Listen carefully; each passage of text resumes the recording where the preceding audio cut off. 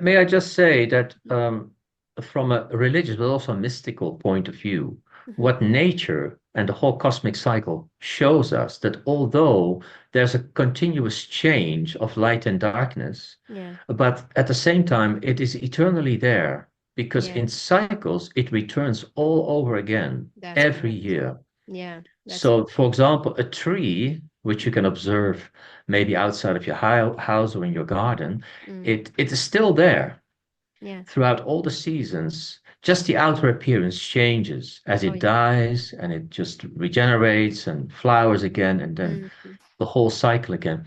And that you can also use as a metaphor for what happens on the inside spiritually. Oh yes, yes, yes, yes, definitely. And And I think a very important thing is they're talking about the Christ light, which is the immanence of Mm, God. hmm. So it's a light which is actually never born and shall never die. That is not the same light that comes and goes. It is something that remains, that Mm, sustains hmm. ever.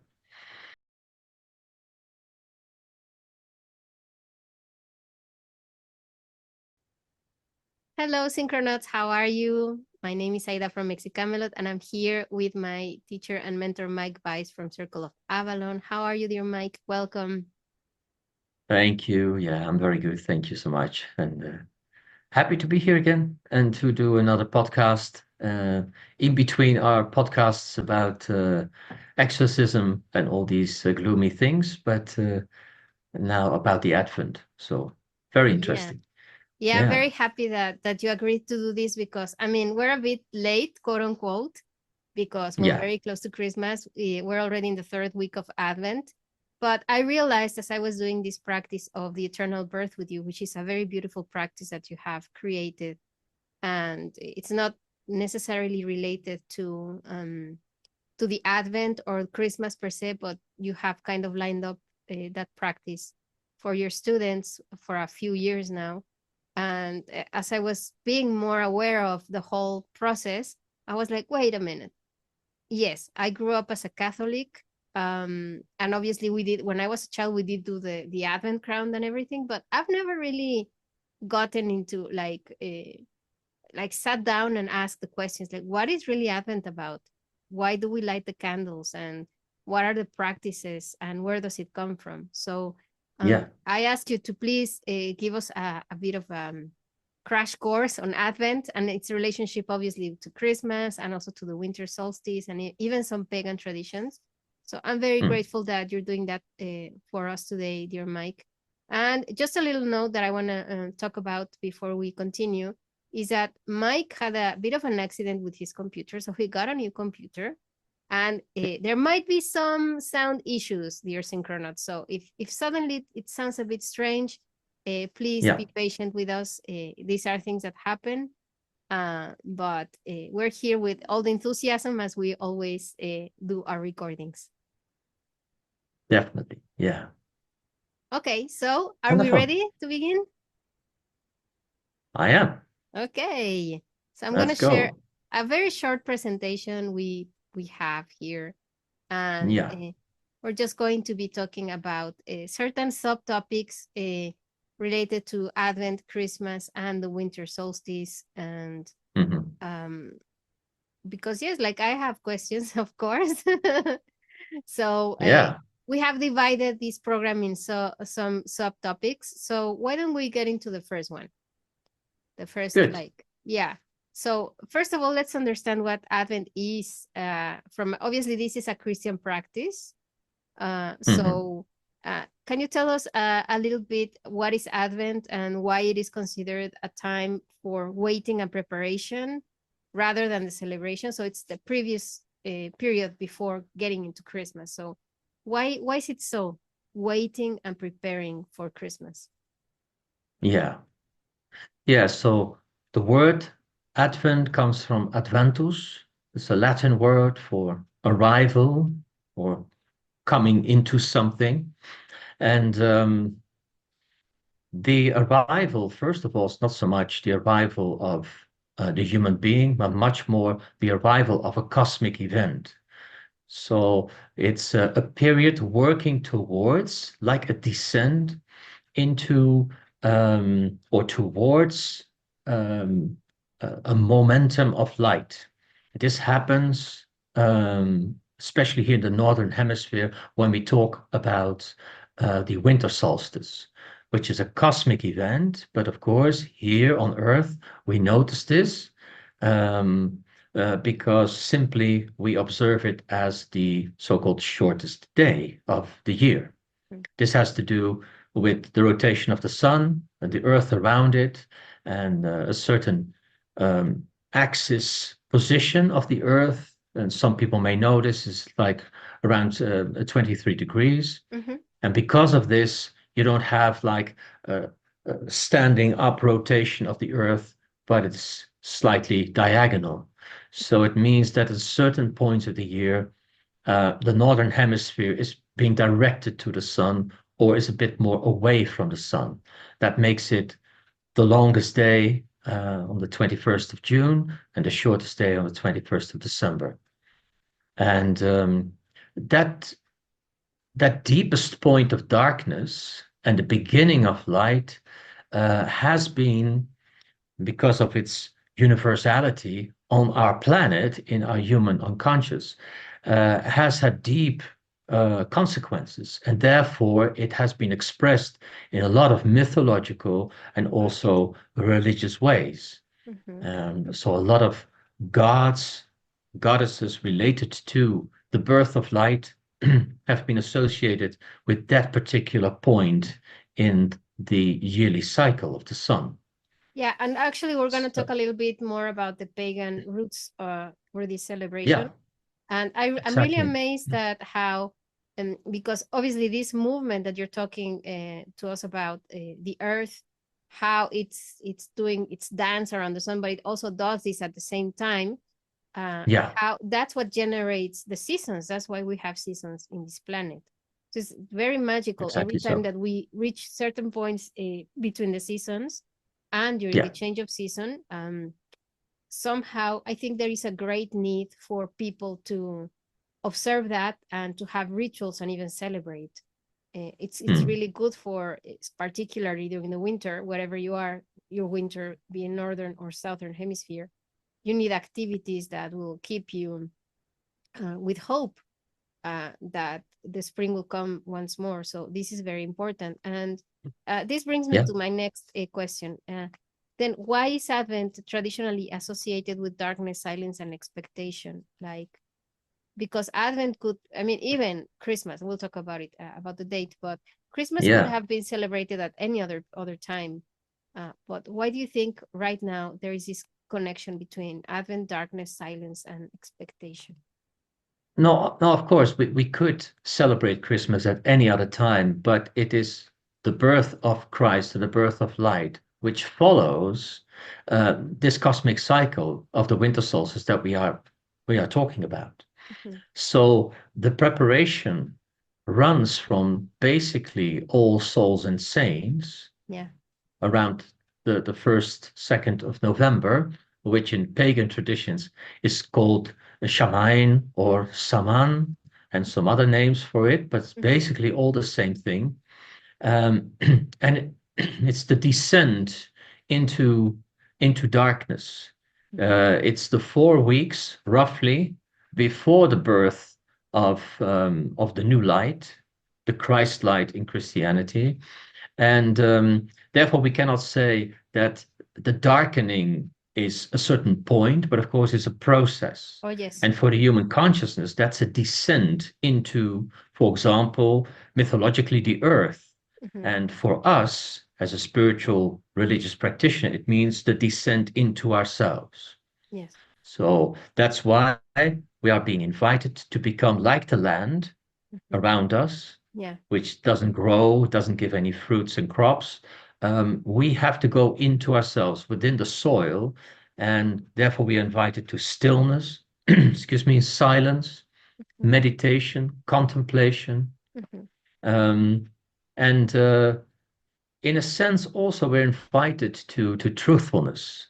So because the darkness doesn't expose like the light of the sun in the other half of the year, where everything is exposed, literally, under the power of the sun. But now we have to search for what is relevant and what is of concern to us. And therefore we have to move into the darkness of our own being. And so what has been done in the Christian liturgical years to say, okay, we have 4 weeks, 4 Sundays before Christmas, before that point of the winter solstice, or at least around it. The solstice is, well, at this moment around the 20th, 21st of December. Christmas, of course, is the 25th. But nevertheless, the period of preparation before that has been divided in 4 weeks, 4 Sundays, with certain specific metaphysical themes to observe within yourself. So, and that's why we have the Advent with, I can mention them, the 4 themes of hope, Yes. and peace. And the last Sunday, which is yesterday, of course, is the Advent of joy. And the last Sunday, next Sunday, is going to be about love. Mm-hmm. And you can, of course, ask yourself why these four. Yeah. There can, of course, be others as well, but these four have been chosen. And I think that there's a lot of uh, spiritual logic in it, let's put it that way.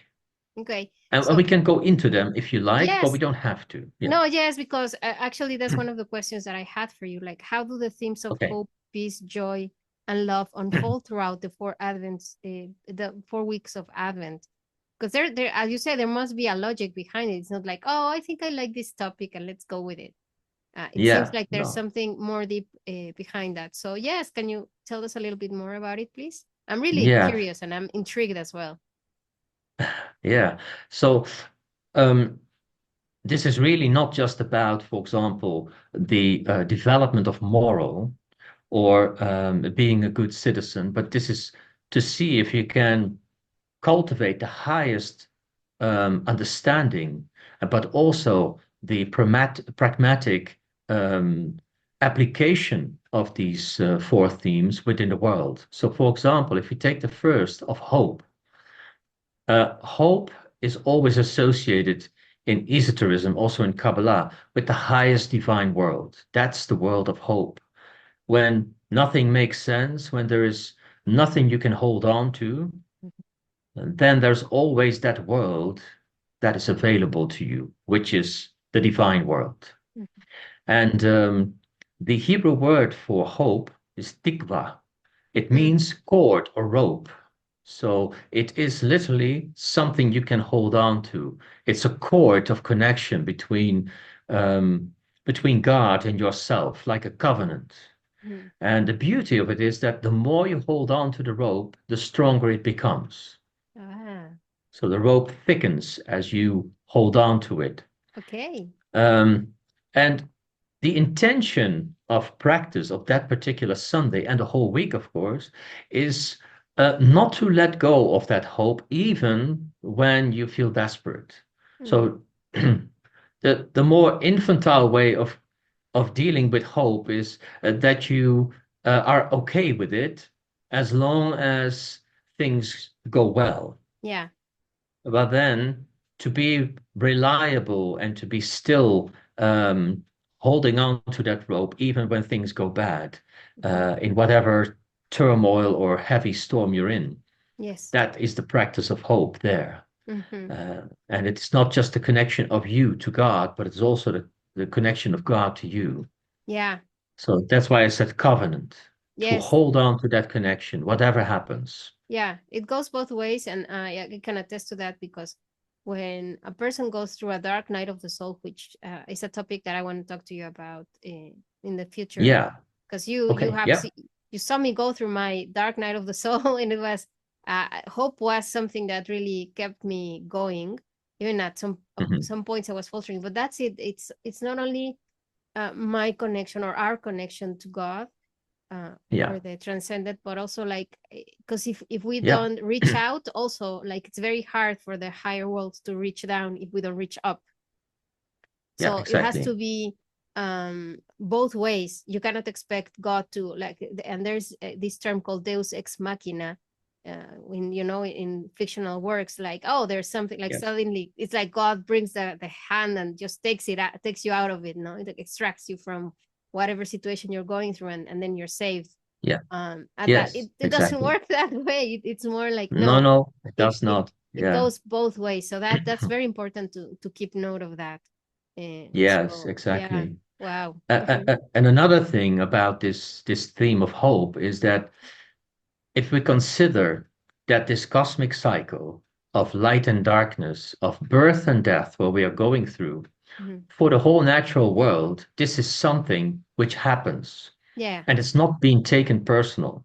Oh no. But for the human world, it's most of the time very different. We Oh take yes. life and death very personal, Oh yes. and therefore we tremble. We are very afraid of like this period of people feel depressed Hmm. in going into this darkness. Yes. I can see it here in the Netherlands. It's very grayish, it's cold, it's rainy, Hmm. windy, and people are being affected by it. Their consciousness, their moods, and everything. Yeah. So that's another hint at the theme of hope here. Yeah, because we are solar beings. Like, even though I live in Yeah, Mexico, many people think, oh, you're always in the sun. No, we also, like, look at me. Like, I'm like kind of cold right now. It gets chilly. It goes like, yeah, sometimes we can get to 1 or 2 Celsius degrees where I live, and we have no heater, so it can get really cold.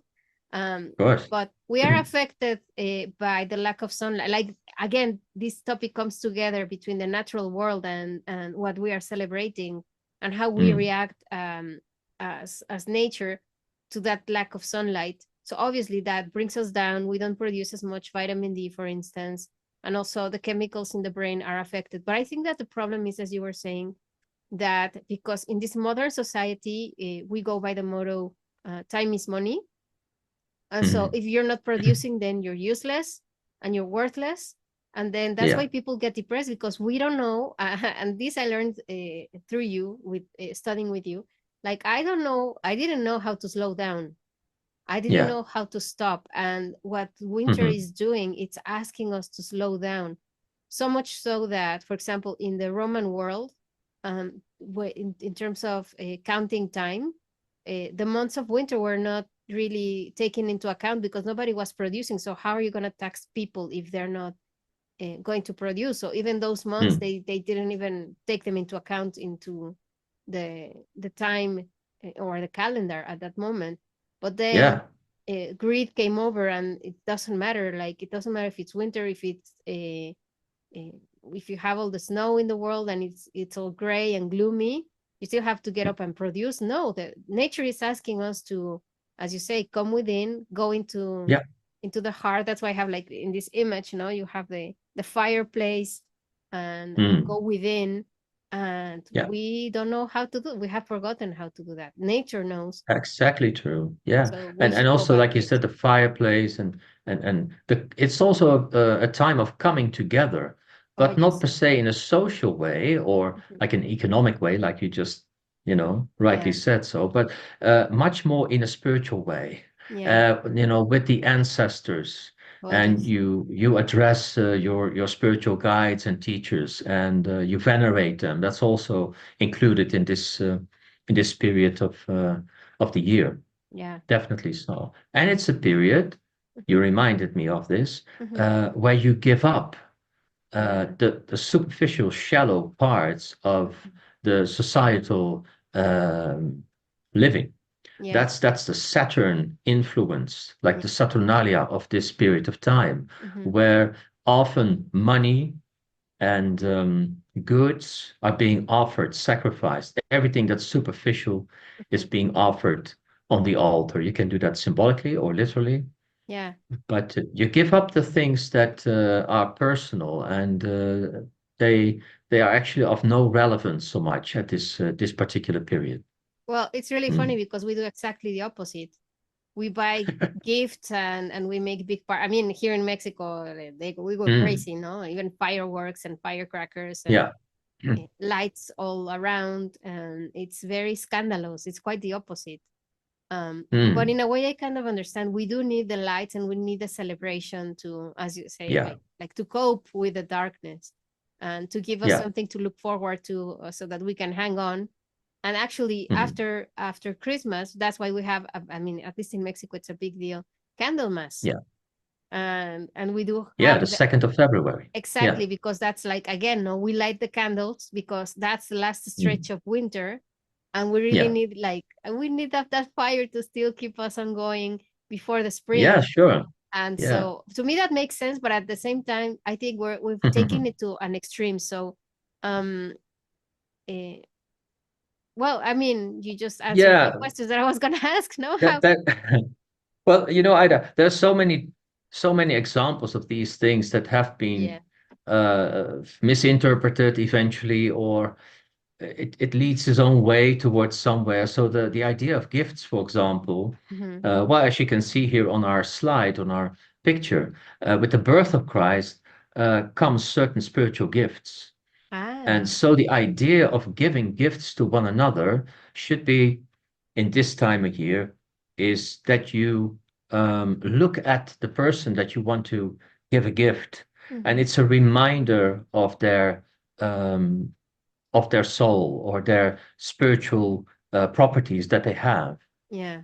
Like the three kings came to give three gifts to the newborn light, Hmm. which was gold and myrrh and frankincense. Hmm. Um, so if you give a gift in this time of year with Christmas, you don't give just something to another person, but you Yeah. give something very personal related to that person that they say, ah, yeah, this is about me, not Yes. just anything. Hmm. That might be the slight difference between just giving anything, it's Hmm. just about the presence, or it's about giving a gift like everything from the divine is being given to us. Hmm. But you have been, and everyone listening at this particular moment, have been given a particular gift in life. Hmm. The soul knows this. Hmm. And sometimes we have to be reminded of this. Oh, yes. That is the core of the giving a gift at this time of year. Hmm. Wow. Yeah, we're I hope that really, makes sense. yeah, like we're really out of context spiritually speaking, no? Yeah, it becomes a social thing. That's the problem. It's Yeah. completely social, definitely, Mhm. and the children are expecting the newest video game or a tablet or whatever, Yeah. and all the It's spiritual, the convenient. actual, yeah, because the actual spiritual practice is completely out of it. We do have the religious part because, of course, uh, we just talked about, you know, uh, the crown, the Advent crown or the Advent wreath, that where you have the Yeah. candles and you light them, and you, because I remember my mom did that when I was a child, Mhm. and we would pray, but it's just like we're just doing things without really knowing what we're doing. And people really Mhm. don't know about, I mean, you should write a nice Advent guide for people who want to start practicing it again spiritually, because what you're saying, Yeah. it makes a lot of sense. And obviously, if I try to come to my family with this, like say, oh, I don't know, can you please, can we do this exchange of gifts? They would look at me like, you're crazy. That's not what I want. Give us the goodies, no? Yeah. But I'm Yeah. sure that when you're into a growth of consciousness and you get together with people, you Mm. can find people who might want to do this practice with you at that level. Yeah. Of So I think it's course. very important what we're talking about here today, because Mm. most people, if not everybody, like I have no idea everything you're saying right now, and it makes so much sense. So we need Mm. people to know that what is the origin, and maybe come back. I mean, I'm sure that there's people who are craving to come back to some kind of practice like this. Yeah, exactly. Mhm. Yeah. Okay. Anyway, yeah, the whole thing is what is vital in the understanding of this kind of material is Mhm. that we understand the metaphor Yeah. and the symbolic meaning of things. Even if we're looking at this simple picture where you see the falling star, that one star above the stable at Bethlehem, what that means. And for example, within Kabbalah, that's actually the crown descending Ah. upon the newborn king. which is not just a Christian thing. It's much older than that. Oh, yes. Like in the Yule festival and in the Saturnalia, they talk about the same thing. Yeah. You Yeah. know, a new king is born, and it's an archetype. It's for men and women alike. Yeah. It means a new authority is dawning, a Mm. new soul with its own properties and spiritual identity Yeah. is arising out Yeah. of the seat of out of the soil of darkness, Mm. Yeah. and that's what it is. And as Okay. you can see, Haida, here in the picture, you can see, and the king came from a stable background. Uh-huh. That's Yes. Yeah, like the whole, and also the name, no, like Bethlehem, it's which yeah, means the house of the bread, no? What is the bread? It comes from the seed that has been exactly. transmuted into something that will feed us. So Hmm. that makes a lot of sense as well. Yeah, definitely. Yes, exactly. Yeah. Okay. Well, I mean, we'll talk about Yule and all these things in a moment, but let's Sure, sure. continue Yeah, now, yeah. precisely. And here are the three kings as we were talking about. So why don't Hmm. we talk a little bit more about Christmas, like beyond the date, no? Hmm.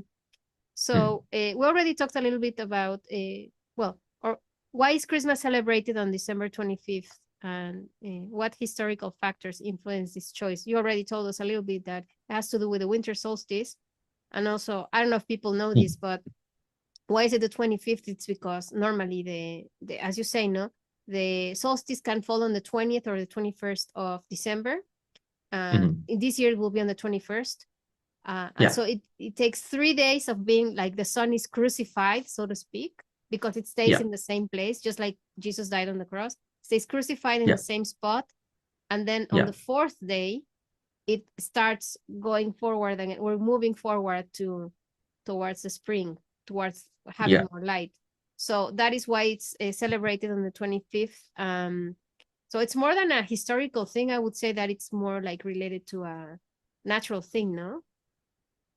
Yeah, again, so many of these births of light are around this time. If you look, for example, again, not just in the pagan tradition, sorry, Christian tradition, but also pagan tradition, Yeah. the Supernalia, for example, um, is also not perfectly on the winter solstice, but often is around the 17th, 18th of December, for example. Mm-hmm. Another thing, if you look at the birth of Horus, which is also the Yeah. child of light, Yeah. falls most of the time between the 4th and the 6th of January. Mm. Okay. So the calculations on certain calendars and observations of the light do slightly differ, Yeah. of course. This also has to do of the point of the perspective um, where we are at that moment of observation. Yeah. So, but I think the church itself had debates among themselves when that particular time um, should be documented. Yeah.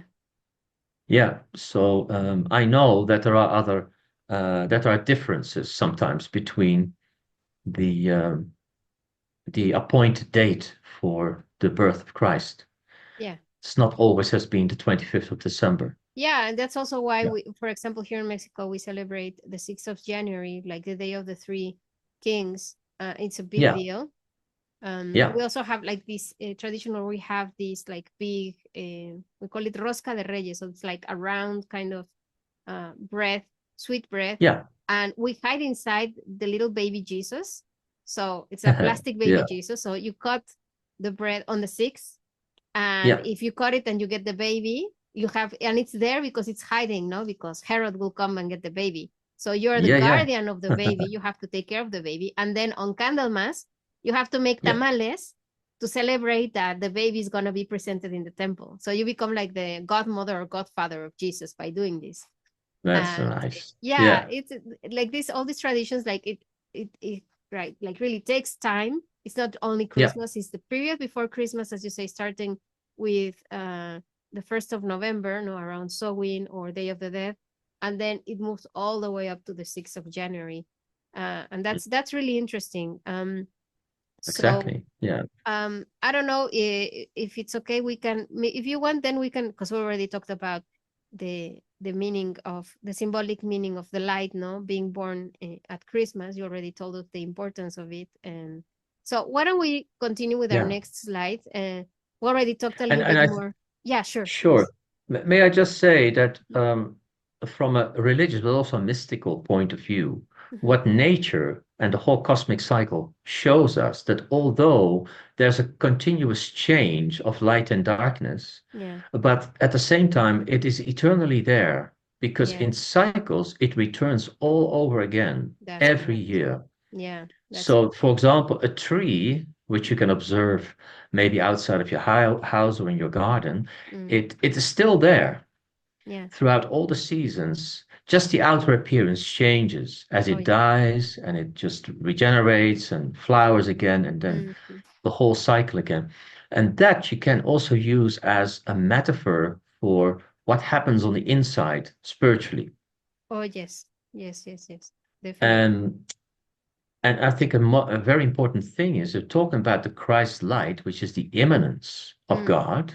mm-hmm. So it's a light which is actually never born and shall never die. That is not the same light that comes and goes. It is something that remains, that Mm, sustains mm-hmm. ever. Yeah. Um, and it is basically the spiritual consciousness that observes the cycle itself, but doesn't come and go. Mm-hmm. Now, this, of course, is a very important point to make because for some people who interpret the Christ light, the consciousness, as something that comes and goes, Mm, is being born and dies every year, mm-hmm. we're not talking per se about the eternal light within the human soul. Oh yes, there's a difference. We're talking about our experience of the light through the cycles of time Ah, and space, you see? okay. That makes more And sense. Mm-hmm. yeah. Okay. I just wanted to highlight this. No, that's I brilliant hope our because viewers know what I'm talking about. yeah, because Yeah, actually that will bring me to my next question related to this slide about the winter solstice as a cosmic turning point. yeah. Why has the return of the light been such a powerful symbol for survival, hope, and continuity for all of this? Because this is pre-Christian, as we already said. This comes Mm, from many different yeah, traditions. So why do you think it's important? Like, because you say the light within us always remains, but the mhm, light without, or the light that we see outside, it comes and goes because it talks about yeah. the cycles that we're a part of. So why do you think that's so important, the return of the light, a survival, hope, continuity? Well, I suppose you also mean, for example, what people still, but especially our ancestors, has to deal with Mm-hmm, when it comes to when autumn and winter set in. mm-hmm, This is a very difficult time of the year, especially when you need to survive, concerning shelter, warmth, of course, the growth of crops and the land and everything, your cattle, if you have it in ancient days. yeah, Um, so we have more comfort these days in our modern society. mm-hmm. Um, so now the survival sometimes is much more psychological than physical. Oh yes, But nevertheless, it's still within us that this time of year is a time of dying, and in that sense, we still feel somehow, most people do it, this sense of I need to survive, I need to get through this period yeah, somehow. yeah, And that's why we have these techniques or these rituals to get through the period, and not just get through it, but also um, to grow through it and yeah, to come out with a revelation, yes, with a heightened sensitivity and consciousness yes. towards the new season, towards A, the new light. a deep transformation, definitely. And I just remembered something now that you were saying these things, because this is a time of the year where most people unalive themselves, if you know what I mean.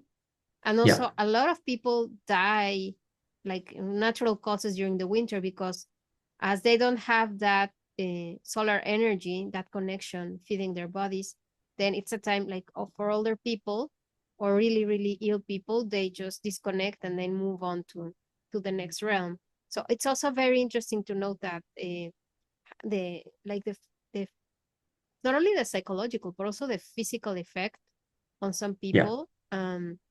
And as you say, no, this is nothing personal. This has to do with the cycles. And it's something that we all Yeah. have to go through at some point. When you're incarnated, you have to disincarnate at some point. Like, we have no choice. It's the rules of the game, and it's not personal. Yeah. And I think that Mhm. going through all these rituals, somehow it prepares your psyche to surrender to that fact in a way, and also to know that, okay, but the light will always come back. No, there will be another cycle in another shape or form, but life does go Yes. on. So I think that's Yeah. very, very important. Mhm. That's the promise of Advent, sometimes being called that way. Oh, okay. So the promise that the light will come out again, it will rise again, Mhm. and that promise, of course, we see it in the cycles of well, the cosmic cycles and how nature behaves around us, but we can also feel it within our own bodies. Oh, yes, And definitely. yeah, a lot of people are relieved when we get around the winter solstice and the light is growing again. Yeah, But this is a real, yeah, this is a thing that you really can't avoid. yeah, It's within everyone. yeah. But again, towards the winter solstice, the whole Advent period, the preparation period, is also a period of not just challenge, but also opportunity. Ah, yes. So to see through that time, yeah, what is really lying within the stillness, because what they say in darkness and stillness, there lies the wisdom. Yeah. It's not for nothing that in Kabbalah they say the Kabbalist from the word Kabbal Mm, means actually to become still and to receive. yeah. And Yeah, that that's has to do with this period. So it's the mastering of the technique of meditation. yeah. Yeah, like Yeah, Einstein used to say it, in the middle of difficulty lies a great opportunity. that's it. So Yeah, we can learn to see it that way. Wow. That's yeah, awesome. yeah. So the, Okay. the the welcoming of this period. Yeah. Okay. Let's And go not just on. waiting until it's over. Ah, yes, no, no, it's like actively participate within the cycle and see what gifts it has for you. And Yes, speaking exactly. of gifts and celebrations, let's move on to our next slide, which I Ah, yeah. really love. Like, let's talk a little bit about European pagan traditions and symbols. So, especially you who live in Europe, I don't know if you Yeah. guys do something special in the Netherlands connected to this, but why Mm. don't we talk? Well, you and me, obviously. Why don't you tell us a little bit more about how do you live the pagan traditions and symbols in Europe that you have observed also in other countries? Yeah, I think here in the Netherlands, it's not being emphasized. Hmm. We don't see it much, Okay. although there are a few things that are being celebrated. Some, of course, the winds from the United States bring us the Halloween, Ah, yes. um, the cultists, I will almost say, but the real, well, it's also a pagan thing, but Mm-hmm. the pagan influences that are still in Europe, we don't see it much here in the Netherlands. Oh. And if you look at, for example, what you see on one of your pictures there Mhm, on my left, mhm. that's what you still see celebrating at the British Isles, especially in In Wales, Wales, is the yes. it's the Mary Mary Lloyd. Ruth. Mary Lloyd. Yeah, I checked the pronunciation because the Welsh have a very, very interesting language. So I was like, I need to know how to pronounce this. Yes, the Mary Lloyd. That's how you yeah, pronounce yeah. it. The W is being pronounced as a oo kind of Yeah, sound, exactly. yeah, Yeah, she is the dead skeleton mare, the female horse that comes through the streets. yeah. Yeah, I think it's a beautiful tradition. It had really provoked a lot of resistance within the church at the Of time. course. Of Yeah, course. that is something that shouldn't be. Yeah, Um, yeah, but and of course it's quite in your face, and it can be very provoking and confronting. yeah. This symbol. Yeah. Yeah, actually, I have a little text here that I prepared, so I'm just gonna read it. The Oh, Mary sure. Yeah, Lloyd, please do. yeah, it says the Mary Lloyd is a Welsh Christmas tradition featuring a decorated horse skull carried door to door. To keep it out, households must battle in a lyrical showdown of rhymes and songs with the Mary Lloyd party. So, like these people who are in the picture, they go house to house, and they're gonna have like this battle, no? like rap battle, and they're Yeah. gonna just like rap to each other to death, so to speak. Yeah. And then, Yeah. but if the residents lose this battle, then Mary and her crew are invited inside to raid the pantry and enjoy the festivities. And it's eerie but very lively, and it's a really, really a very different thing. Like, let's bring in like the topic of death, because it's like the skeleton of the horse, as you were saying, but also like, Yeah. let's get drunk and eat all the food and let's have a party. So yeah, it's like, that's why I chose this image. I was like, we have to talk about the Mary Lloyd. Like, it's just so funny. Yeah, exactly. Well, that's what she asks for. She asks for money and beer Yeah. and all kind of that kind of food. So she devours all these kind of gifts within herself. Like I told you before, this is the time to give away the superficiality where you rely on as a person. You give it to the gods. Yeah. I said it before in our interview here. Yeah. So, and that what is left is the richness of the deep soil within yourself, Oh the deep yes. ground of your being. Yeah. Yeah. Yeah. I Mm. love that. And also, So, obviously, you'll know, like the image over here. Can you tell us a little yeah, bit? exactly. Uh-huh. Yeah, the Winter Bride. Yeah. Yeah, it's beautiful. And we see that still, for example, also in the south of Germany and in Austria. Mm-hmm. The village where I often comes, although it's Roman Catholic, Mm. and sometimes I see it as very traditional Roman Catholic, what happens in these little towns, but at the Yeah. same time, they're still connected to the land and to the old pagan traditions Oh because yes.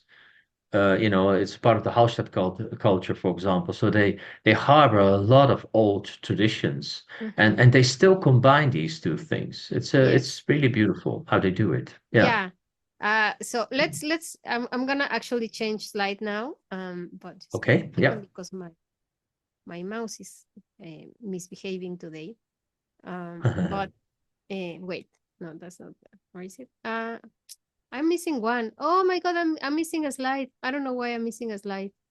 Because, well, okay, I'm gonna keep this, but because I had prepared this slide with an image of because that's bringing the shared symbolism between Christianity and pagan roots. And um Right. so I had this image of, obviously, Santa Claus, which was, Yeah. the idea is also pagan. No, there was this man that brought gifts to children, and also there's the elf on the shelf, and we have some elves here in this image. So the elf on the shelf Yeah. is completely pagan. Also, the Christmas tree Yeah. is pagan in origin, like the star with the 5 points. All of this is like, yeah, completely pagan. So we're bringing those two together. So I don't know, like, why do you think that people still want to integrate these pagan elements um, into the tradition of Christmas? Well, because of course, Christmas is just a later adaptation of a lot of pagan customs actually Mm-hmm. that came actually before the whole thing about Christmas. Mm-hmm. And again, it's all about the birth of light, and it includes a lot of certain customs like bringing gifts. Mm-hmm. It has also been incorporated within the Christian story Yeah. with the birth of Christ. Mm-hmm. And so we see the same happening here with the idea of Santa Claus Yeah. as this otherworldly being coming somewhere from the North Pole or whatever it is, Yeah. and with these helpers, fairy beings or dwarves, Yeah. and yeah, they come with special things for people. Yeah. Yeah, Yeah, definitely. exactly. So Mm-hmm. yeah. Yeah. Um, Uh-huh. And there are many different examples. I mean, in here in Holland, in the Netherlands, we have not only Santa Claus, but also Saint Nicholas, who is actually also an historical figure, but it's Yeah. the same theme. Well, it's Um, Santa Claus is based on Saint Nicholas, so they're one and the same, yeah, but Santa Claus is the American version. And I mean American right. in the sense of the whole, not just the country, but the Yeah, whole continent. Because yes. Of course. Well, we call it like in Canada, for the French, we call it Le Père Noël, no? Father Sure. Christmas. In Yeah. Mexico, Papa Noel as well, or we can call him Santa Claus. Yeah. But I mean, normally here in Mexico, it was just the three kings that came and gave gifts to the children. And Yeah. actually, you had to put your shoe in. And if you're a bad boy, then you would have only coal in your shoe. You wouldn't get any No, presents. exactly. Yeah. Uh, Yeah. Yeah. With yeah. St. Nicholas here, it's like a bishop. Mm-hmm. That's probably also the historical part Yeah. behind the whole legend of St. Nicholas, who Mm-hmm. was like a bishop um, who bought children from slavery markets to set them free. Ah. So that's the gift of setting free the light, Mm. if you take it literally or not. Yeah. Um, but from your own bondage, Mm-hmm. and the bondage you have to find out within the whole period that we are talking about, like Advent, Yeah. until the birth of light, is how do I want to be reborn anew? How do I set myself free in that Yeah. new light? Yeah. And in that light, can I bring my own light to the fore, like Yule does with the candle? And can I put the crown upon my head, Mm. like Christ, and become, a new authority of and unchain myself? That's also part of the Saint Nicholas story. Wow. And again, he also give gifts to children in their shoes at night. Mm. It's a nice story. Some parents don't want to tell these stories to their children because they say they are lies. But of course, it's a myth. Well, So it's definitely. historically not true. Yeah. Yeah, but at the same time, you know what my parents did for me and my brothers when we were younger. Um, Yeah. my parents when they told us like Santa Claus doesn't really exist, or the three kings, but they said Yeah. they do exist in the way that they have this amazing energy that they provide us with the money to pay for your gifts. So Exactly. that's how we do it. And I also say like, and I also like I still do it. Like if I don't write a letter to Santa or to the kings to ask for something, like I don't get any presents. Yeah. So I have to write the letter to Yeah. like send it to the universe so that the universe will provide the resources I need to get my present. So I think that they exist Yeah. in the ethereal world somehow, or the energetic world. They're just an Yeah. essence, as you say. And we can connect, just as we can connect with God and we can connect to our angels, we Sure. can also connect to the spirits of Christmas and ask them Yeah. for their blessing so that we will have the resources to give gifts or to just have a beautiful Christmas season. And it happens if you reach out to them. I know that for a fact. It happens. Indeed, it does. So Yeah. we can see it that way. Okay. Yeah. And also, well, yes, I'm missing Yeah. two slides, but it's okay. Let's go to Okay. the Yeah. last one because I wanted to show you also talking about the Krampus, for example, and stuff like that. But Ah, yeah. Yeah. I mean, these are all European traditions that has to do with the pagan part and how it has been Yeah. transformed. Because Krampus is also like the helper of Santa, but for the bad children. No, if you misbehave, then yeah, Yep. you'll get a smacking from the Krampus. Yeah. It was material for, I think, a lot of horror movies. Yeah. Oh yes, yes. It's very Yeah. Yeah. scary, like it's scary stuff. So it's Mm. funny because again, Christmas is a time of light and joy and laughter in a way and getting together as a family. But there's also this dark aspect. And I think that's why I was asking you this. Like, why do you Yeah. think that this prevail? And I think my hypothesis is because our psyche somehow recognizes the darkness of the moment, Yeah. that part where it's very fearsome to go into the darkness like that, Mhm. but and so we hang on to these rituals and this idea so that we can cope with what is going on around us, and Very it much. makes it like it's the whole pagan thing. Like for instance, the evergreens. Why do we have evergreens in our homes? Because we remember the green will come back. Not everything that is green will get lost, and the lights and all of these elements, they're just reminding us um, that we need to bring nature within and Yeah. put the lights on it. And it has to do completely with this idea of Jesus being born as a light. And actually, for the Romans, it was called the Sol Invictus as well. No, we Yes. can compare these two archetypes: Jesus with his halo, with his big solar crown, just like Mm. Horus and the Sol Invictus and Mithra and all of these other deities in Mexico with Huitzilopochtli with the Aztecs. He was Yes, of course. a war god. He was Yeah. a very bloody war god, but he's Mm. born on the 21st. So I think this is very interesting as well to see, that that pagan connection is there. I mean, that's why I love Mm. both Day of the Dead and Christmas, because I can get out my pagan self and be completely pagan, and people won't even notice that I'm doing a pagan thing. Mm. But at the same Yeah. time, I'm still keeping Sure. it Christian, which is really beautiful in a way. Well, of course, still, if we can just see them all as parallel stories that are hinting at the same thing, we can see Mhm. the whole universality in it, and Yeah, that they're all being led by the same cosmic cycle for thousands of years. And then we can all appreciate the stories that are behind it, yeah, including the horrific part of it, yeah.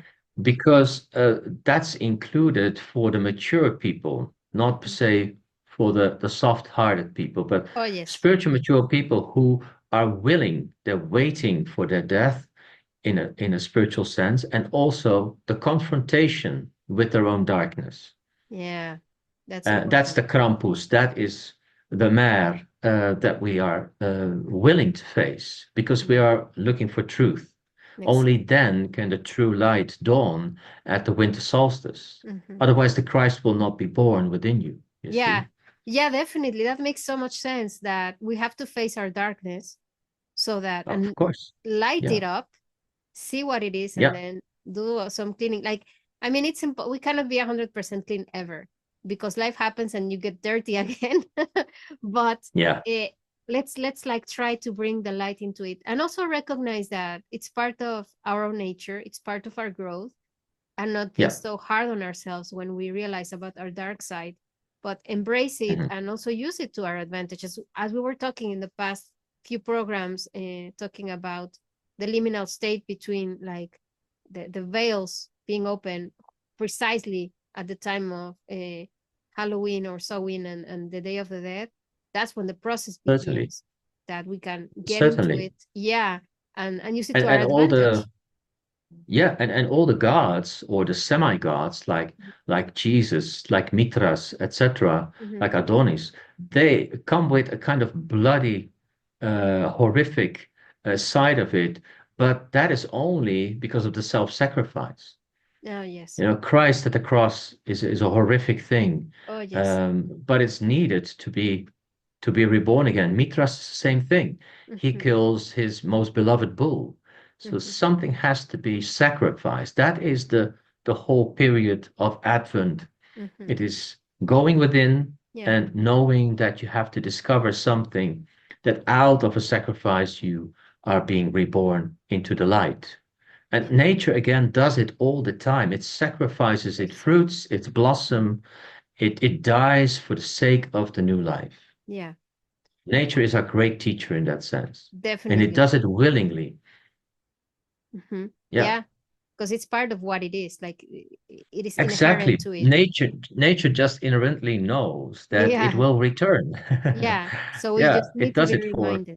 Hmm. yeah, exactly. Yeah. Yeah. And of course nature is within us.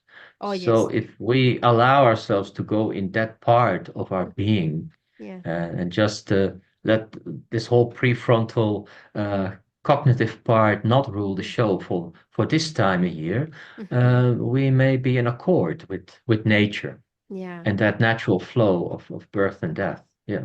On that note, let's move to our last slide, Yes. talking about the inner and contemporary meaning. So, Yeah. um, right now in the modern world, how can darkness be understood not as something to fear, but as a womb for transformation? Yeah. Again, I would say, like in a lot of mythological stories, Mhm. is that in darkness lies the treasure. Like Oh, in so yes. many stories, is Mhm. that the hero or the adventurer or the little kid who goes on this nightly uh, adventure, it can only find the treasure when it goes out at night, not during daytime. So it is in particular that we are invited to go within ourselves, within the Yeah. deeper unconscious, to find the treasures that are, of course, are waiting for us to be found. Of course, also challenges, definitely, and confrontations, It's part but of they are life. part of the treasure. Yeah, definitely. Mhm. Uh-huh. Yeah. So, so if Advent and the solstice had a message for today's world, what would it be? Well, we just started actually with one. We didn't finish them, but hope, I think, is a lot of people ask me in these times whatever is going on in the world, and it is just a lot, I could say, Mhm, on different geographical places and with all kinds of different problems. mhm, But they ask me what can I do about it? Because personally, they can't do anything. Politically, maybe not economically. Um, but spiritually, mhm. I refer back to that first advent of hope and to say Mm. something like just hold the center. Oh, yes. So be of hope Mhm, and know that everything will return and everything will harmonize itself. Everything will return to what it should be. mm. How miserable things are maybe at the moment, or unstable they are. Yeah. So that I think would be a message. And um, and the second advent of peace is not just to say to pray for peace, but to make peace, to be, Ah. as they call uh, in Kabbalah, to be at tzaddikim. Those are the Mm, peacemakers of the world. It mhm, means actively start loving your neighbor mhm, and forgive them, forgive yourself, forgive others. mm. Bring a peaceful understanding between people that you say, I can only bring true peace if I Oh, yes. somehow dissolve or come to an understanding Mhm, between the things that I couldn't resolve earlier on within myself and other people. definitely. Mhm, Yeah. mhm. So, and And then the joy is um, probably at its most profound core is the joy of realizing that we are living in a miracle ah, and that every moment is a rebirth of the light, mm, not just only in cosmic cycles, but every moment that you have an awakening or every hour that you wake up in the morning, that mhm. you realize this is the miracle Oh, yes. and this is the heaven on earth Mm. and that it's a party. We should celebrate this. Oh, yes. Yeah. Definitely. And don't wait for something, but this is it. And then, of course, we have the love, which is the last mandatum on the Last Supper night, the Mm. last commandment that Jesus gave, Yeah. and which is our attempt, at least, to see everything else in the world, not just another human being, Mhm. as the reason why we all came here is out of love. We are being created out of love. We Yeah. are sustained out of love, and we will die out of love. So everything is being kept, nurtured, and sustained because of this constant bestowing of love upon creation. Yeah. So I would say that's why these four Advent themes are quite profound if you take them in a certain way, at least. Definitely. Any Yeah. other words of encouragement for people to integrate the spirit of Advent and Christmas, and even everything we talked about winter solstice right now into the modern world without turning so much into consumerism? But what could be maybe a couple of simple practices that we can be mindful about during this season?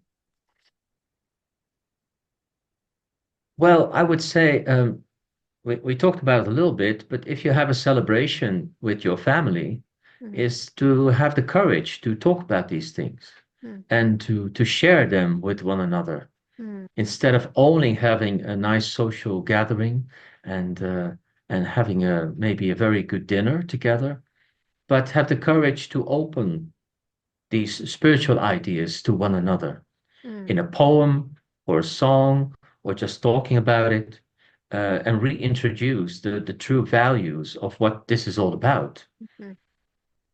That's I that's think that that's very important. yeah. Excellent. Maybe that's not a direct practice in your question, but nevertheless, it's an advice. Yeah. Yeah, it's a practical thing that we can integrate to Yeah, our very meetings much. with our And if you families. give a gift like the that's a practice, for example, like the three kings here.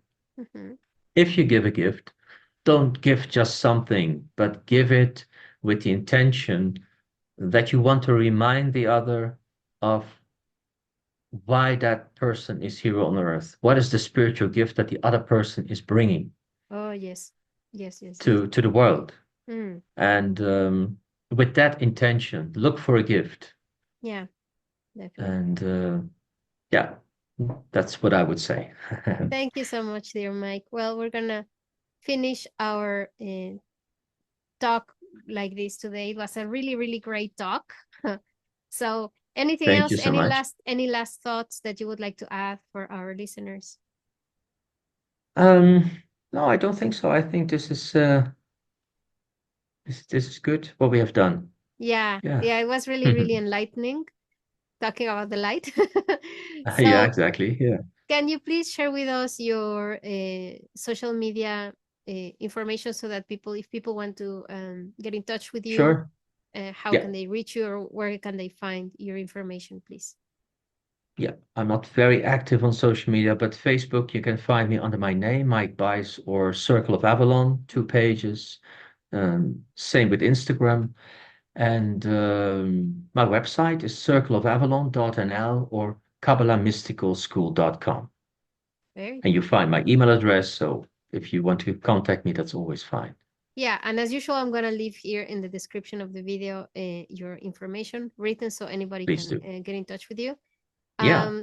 So thank you, dear Mike. Synchronauts, I hope that you enjoyed this Thank talk, you. which was really, really beautiful and bringing us a lot of hope and joy Yeah. and love Mm. and peace. And please subscribe if you haven't subscribed to the channel yet and click on the little bell so that you can see when we have new videos. And tell us in comments, do you do any special celebrations for Advent or Christmas? What do you do?